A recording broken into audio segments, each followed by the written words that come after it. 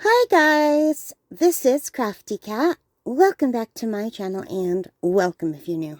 We are here with a brand new Amazon unboxing and I can't believe how fast this came in and I'm super excited. I'm always super excited. I have a problem.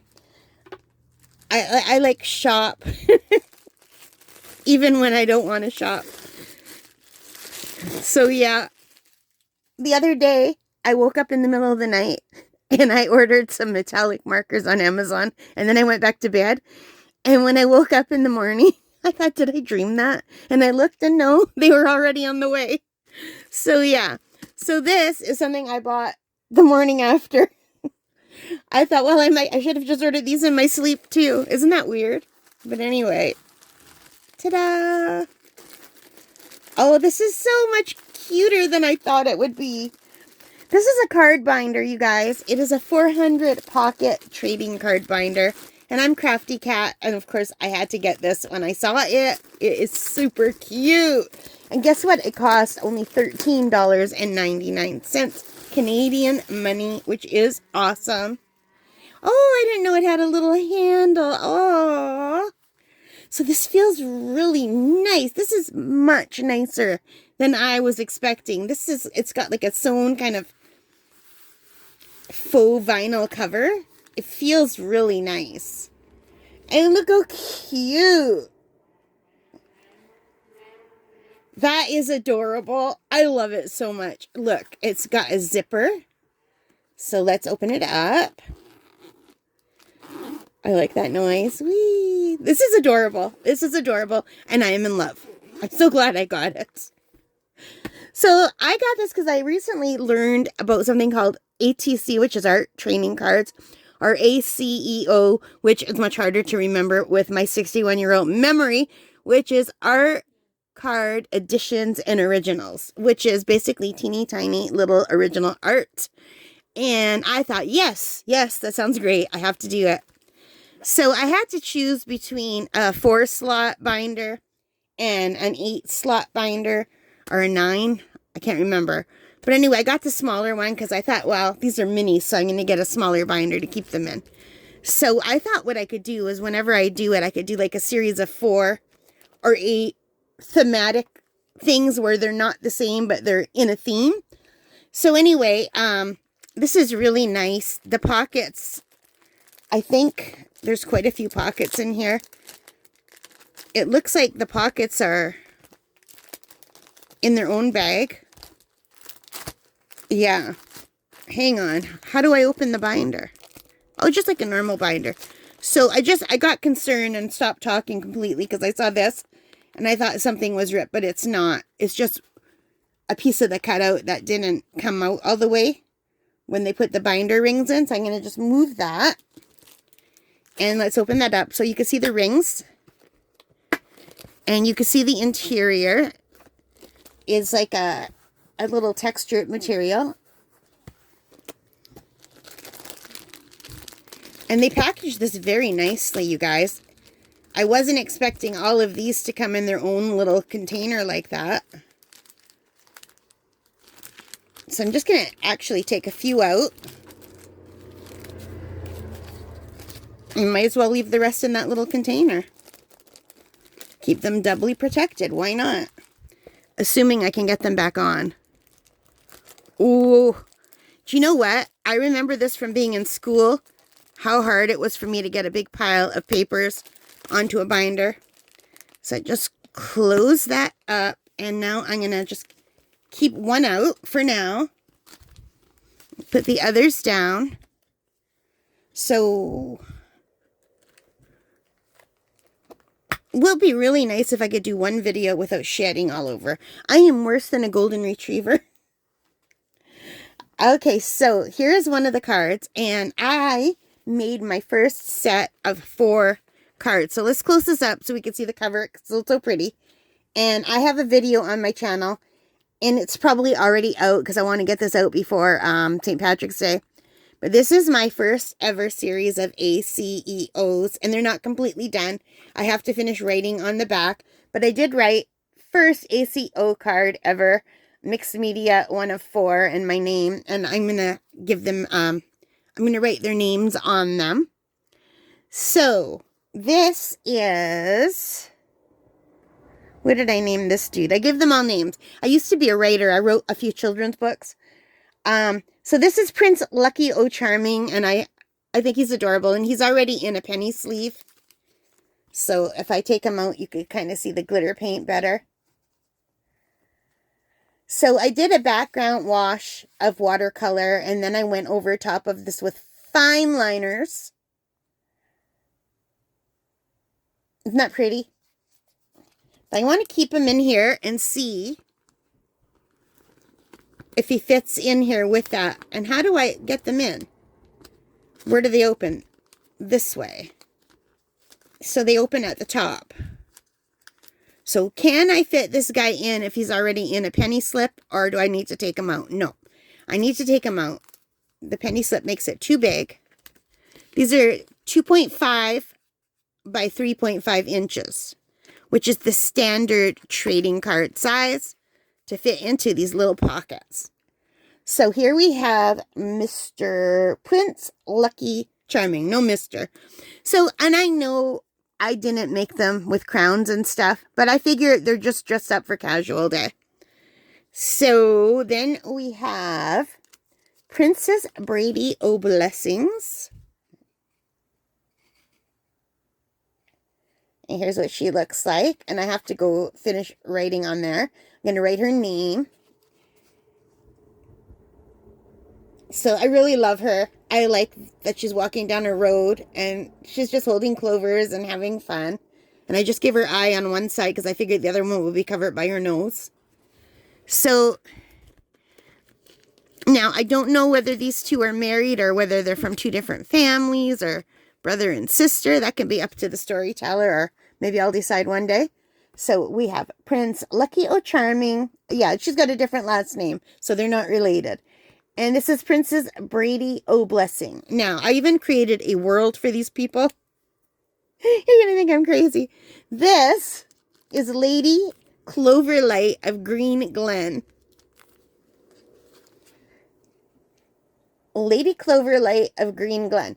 So I did this one. I moved away from the fine liners into my paint pens because I wanted to see if my acrylic paint markers, I use Art Echo acrylic paint markers on top of these. And I thought it looked pretty. And then I did add a little bit of some of the color from the fine liners onto this one. But this one also has paint on it as well, acrylic paint. So these are definitely mixed media. So this is Lady Cloverlight of Green Glen, and Green Glen is the neighboring town. These ones live in Clover Glen. So this one is from Clover Glen, and I think these two are from Green Glen, in my mind. Because he's looking for a wife, maybe. And the only way to get to the Glen is to cross over a magic bridge. That only appears once in a while, and if you don't cross the bridge when you see it, the bridge disappears forever and you can never find it again. And that is based on a real life story. When I was a little girl, my best friend and I found a bridge down the street from her aunt's house, and I ran onto the bridge halfway. There was a field of flowers. It was not like a big bridge. It was like a little wooden footbridge with a curve. Field of flowers, right? So I was ready to run into that field of flowers, and Lori called me back and said, we have to go back. My mom's waiting for me. Let's go get my mom. She'll love this because she loves flowers. We went to get her mom. We went back. We could never, ever, ever in our life find the bridge again.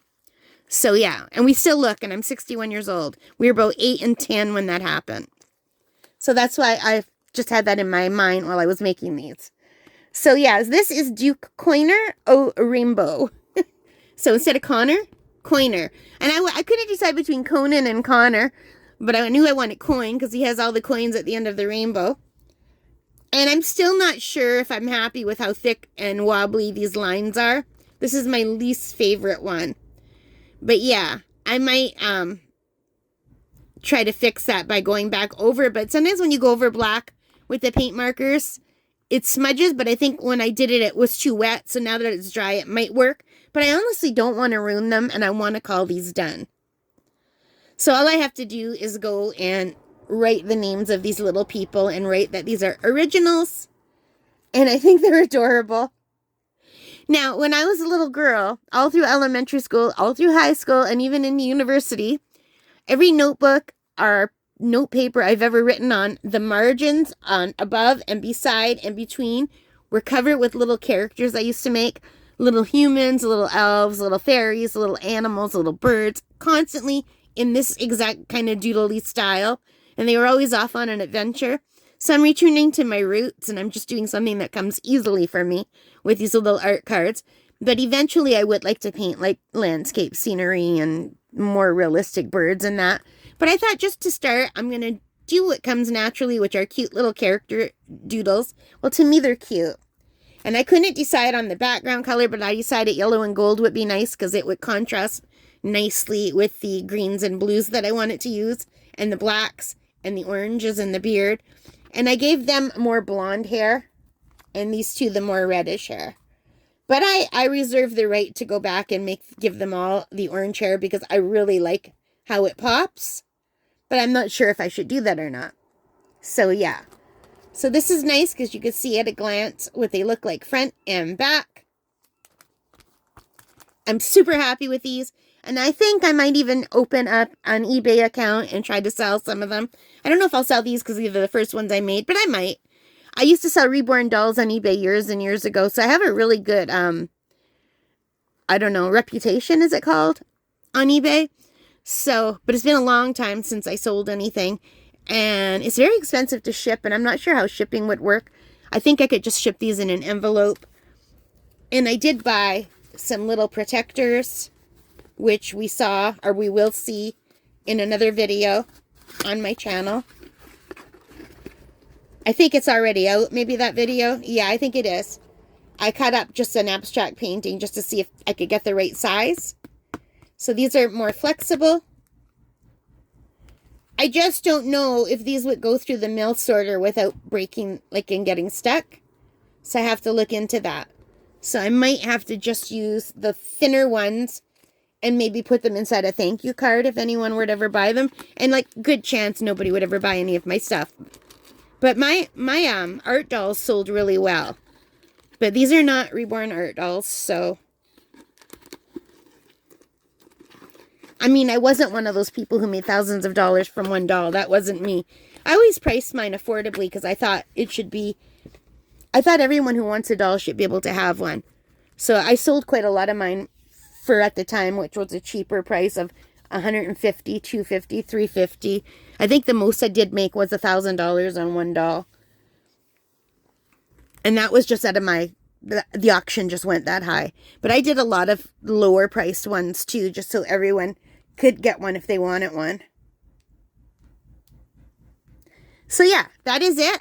That is it for this card binder, $13.99.